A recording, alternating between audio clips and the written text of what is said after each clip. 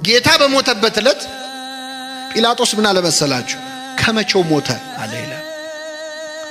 ምን ማለት ነው? መስቀል ላይ ተሰቅሎ በ3 ሰዓት የሞተ ሰው የለም። ምክንያቱም መስቀል ላይ መሰቀል አይገልም እኮ በራሱ። ክርስቶስ እኮ መሰቀሉ አይደለም የገደለው። ከዚያ በፊት 6666 ጊዜ ምን ብሏል? ተገርፏል፣ ደክሟል። ስለዚህ መስቀል ላይ በቀረችው ሰዓት ስቃይ የተቀበለ ፍቅሩን የገለጸ። የሚገርማችሁ ስለኛ ያን ሁሉ ስቃይ ተቀብሎ ሲቸነክሩት እንኳን አምጥተው ጠጅ ያጠጣሉ ሮማውያን። የሚቸነክሩት ሰው ትንሽ እንደው ቁስሉ እንዳይሰማው ጠጅ አጠጥተው ትንሽ ሰክሮ ደንዝዞ ህመሙ ሳይሰማው እንዲያልፍ ማለት። ክርስቶስ ግን ጠጅ ሲያመጡለት ተፋው ነው የሚለው። ስለኛ የሚቀበለውን መከራ በምንም መቀነስ አልፈለገም።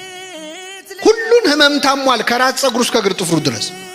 ስለ መተላለፋችን ቆሰለ፣ ስለ በደላችን ታመመ።